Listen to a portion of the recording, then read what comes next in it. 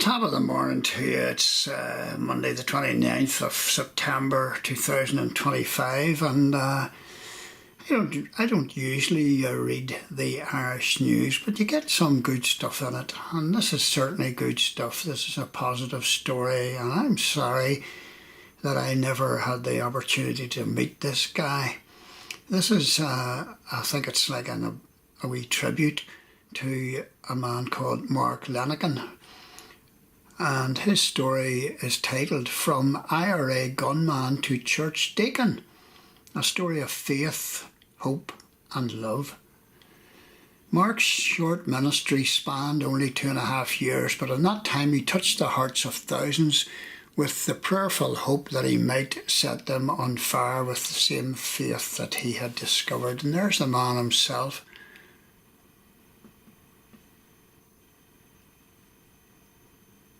And he was ordained a number of years ago as a deacon in the Roman Catholic Church. So here's a story. Few who encountered the gentle, generous and deeply spiritual figure of Mark Lenaghan could have guessed at his remarkable journey to become a deacon in the Catholic Church. It was during a jail sentence for IRA activities that the Belfast man radically reassessed his life, turning his back on violence and committing himself to use his own brokenness to help lead others back to faith. He went to work with young people in schools and on retreats, share his story as part of peace and reconciliation projects, and ultimately undergo the 5 years of training to enter the diaconate. His funeral in Castlewellan, County Down, heard that he touched the hearts of so many people before prematurely passing away with cancer earlier this month. Mark was the middle child of 3 boys born in 1960 in the predominantly Protestant Woodvale area of West Belfast. He had a quiet childhood, largely oblivious to the gathering political storms until the violence that exploded on the streets entered his own home with a bomb attack at the outbreak of the Troubles. Further attacks followed, and the introduction of internment in 1972 saw the family ordered out by loyalist gangs and move with other refugees to the new Twinbrook estate, a place seething with resentment towards the state and its forces. Mark became highly politicised, studying Irish history and turning away from religion and faith. I chose to get involved. I chose to fight back, he said. I became convinced as a young man that the only way to get Britain out of Ireland was to fight them. Having joined the auxiliary IRA while still at school, carrying out punishment attacks in the local community, he progressed to an active service unit and training in the use of guns and explosives. All the time he was living a dual life, studying Russian at Queen's University while rising through the ranks to act as a quartermaster and intelligence officer for the IRA. His life changed following a botched ambush of British soldiers in February 1983. His IRA unit had taken control of a house on the Falls Road to launch a gun attack into the back of a passing army jeep. Lenaghan missed with his shot from a semi-automatic weapon, instead hitting a nearby civilian. He was arrested and after crashing into a foot patrol while attempting to escape on a motorcycle. He was sentenced to 12 years and joined IRA inmates in the Maze prison, where he was OC, officer commanding of his wing, and remained convinced of the merits of the armed struggle until in exchange with a visiting priest. Mill Hill missionary Father Paddy Kenny prompted him to start thinking more deeply about his life. So he got talking to this guy, Paddy Kenny, I began to question a lot of my motivation and the masks I was wearing.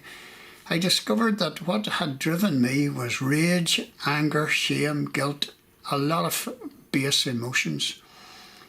He asked to make his confession and ultimately announced his resignation from the IRA to the disbelief of fellow prisoners. On his release after 6 years, he said he was bursting with enthusiasm and energy, and after a period with the Mill Hill Order in Dublin, where he considered priesthood, he came to believe his calling lay in retreats and education. And there's the man himself.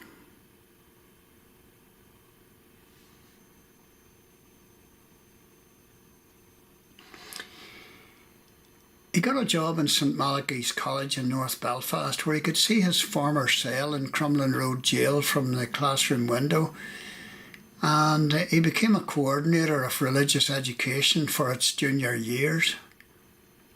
Outside work, he continued to lead retreats, give talks, take part in interdenominational and cross-community events, and work with St Vincent de Paul, the Samaritans and Trucker. At one point, he organised a major petition for peace. Mark found great happiness in marriage to Catherine Smith, with whom he would spend 32 years. They were blessed with 3 children. In 2019, he retired from teaching and took on a role as an entertainment facilitator at a nursing home in Catherine's native Castlewellan. He had by now also applied to study to become a Catholic deacon and was ordained by the late Bishop of Down and Connor, Noel Traynor, on a proud day in 2022.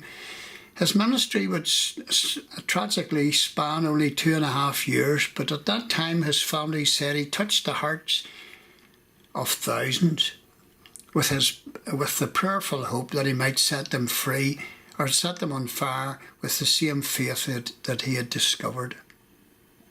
And there's the man himself.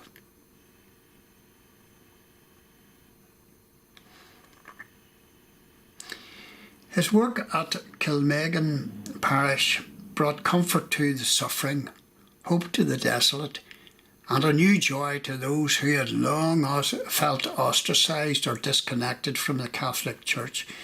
As a deacon, Mark oversaw many baptisms and weddings, but it was in funerals that he found a certain vocation within a vocation. He had a gift of seeing people just where they were, not merely where he or others wanted them to be, entering into their suffering and going above and beyond to spend time with the family during the week and understand the life of the deceased, their struggles and their successes, and the impact they made on the family and beyond, or they had made on the family and beyond. It was this radical self-giving that parishioners noticed most about Mark's ministry. Mark was diagnosed with cancer on Good Friday this year, and despite his rapid and aggressive illness, he was still always the first to care for those caring for him, even at the very end. During his last hospital admission, he had smitten the ward of the cancer centre as their favourite patient, being quick to share a joke and a story. He died on the evening of September 4th, the feast of St Macnese, and founder of the original Diocese of Connor, which he faithfully served, with his family at his bedside, listening to his favourite novena mass at his spiritual home in Clonard Monastery during the singing of the Magnificat. Mark is survived and sadly missed by his wife Catherine and their children, Matthew, Sarah and Rachel, grandson Ethan, brothers Terry and Pat, and family circle. I would love to have met this man. I would love to have had a chat.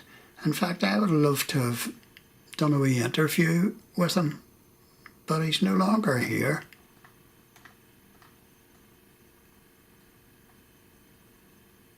He reminds me of my father. There he is, with Newcastle in the background and Slieve Donard in the background.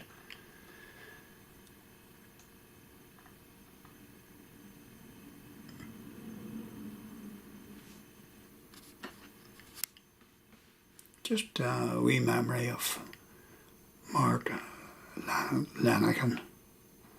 From IRA Gunman to Church Deacon, that was some journey. And just thinking about his family at this time. Maybe saying a wee prayer for them. I love stories like this. Hope you enjoyed that too.